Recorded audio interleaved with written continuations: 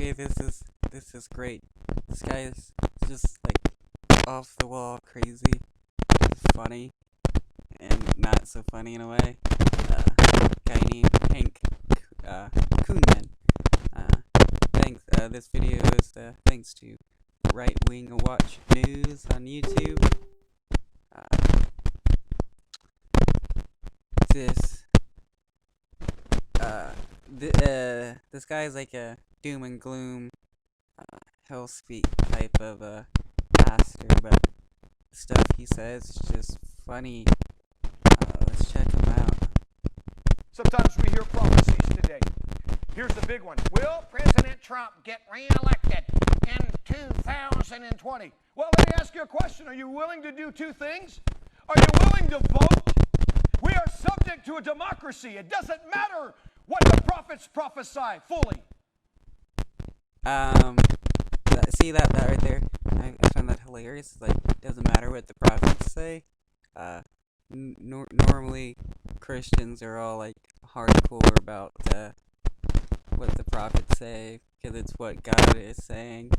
So, if the prophets are prophesying that,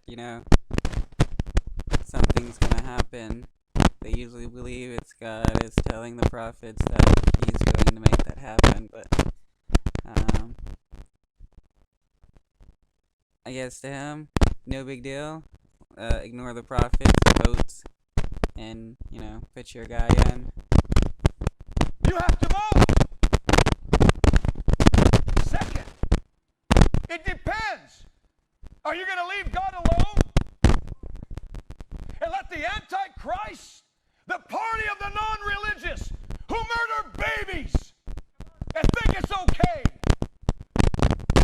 and they don't care if churches open up? In fact, they've tried every angle they could to use a virus to do it.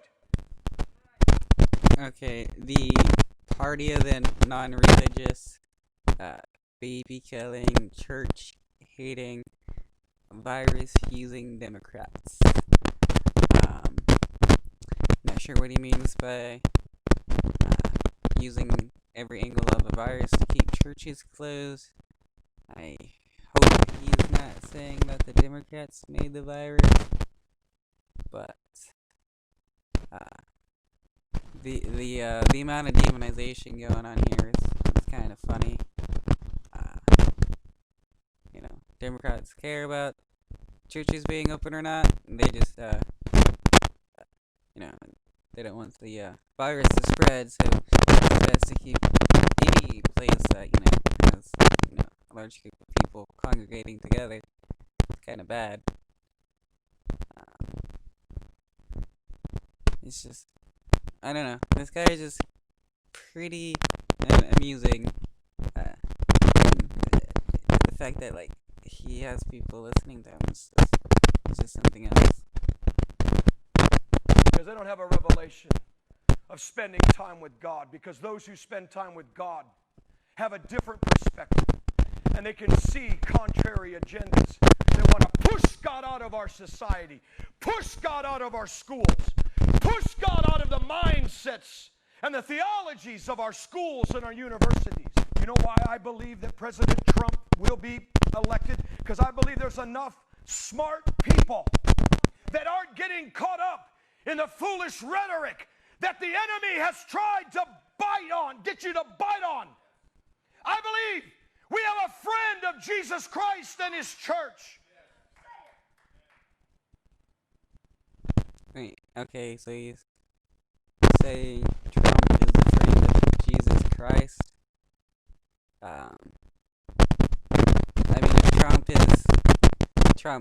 I guess the Jesus character normally likes to be friends with the most sinful. So I guess Trump and Jesus Christ could definitely be friends, but not friends in the same way that these people think. We prophesied February 9th as they wrote about it falsely. And God said, because of this administration, and I say it again, you will find my mercy. You cannot tell me when a president stands up and says, we need more prayer in our churches. Prayer is a good thing. When a president a month ago calls the nation to pray to the Almighty God, not to a defeated entity, but to the very God that this nation was dedicated to, Jesus Christ, Yeshua, you invoke the blessing of God. Okay, well, I'm supposed to know that the nation was not founded on or dedicated to Jesus Christ. The United States founders were of varying religious beliefs. Hardly used, there's a reference to the Creator once in like the Constitution. Everybody knows like Thomas Jefferson didn't really like the Bible, made his own. But it's just it's a myth that the founding people use that the United States was founded upon Christianity. All the founders were Christians, and that's why the religious wing of the political spectrum is a better one to go with. You invoke the mercy of God. When a president on Friday says it's time for the churches to open, again, we're not reckless people. We're not uncompliant. We are not foolish people, presumptuous people. We are people of faith. Well, your faith won't protect you from the coronavirus, as evidence of lots of pastors and churchgoers getting sick and dying from it. So yeah, you're pretty foolish and reckless for, wanting to have churches reopen, even though people are dying. We have invoked and brought forth now the mercy of God upon us. I'm not saying that there won't be any other cases or deaths. I'm simply saying something is about to shift to where we are going to see God's hand and God's power in a way that we have not seen before, that is going to outweigh what we have had to see over the last few months of this brand new decade.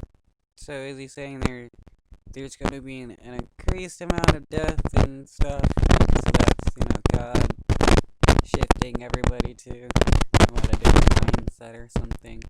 And so if people start dying, it's okay. Keep going to church, give money to this guy, and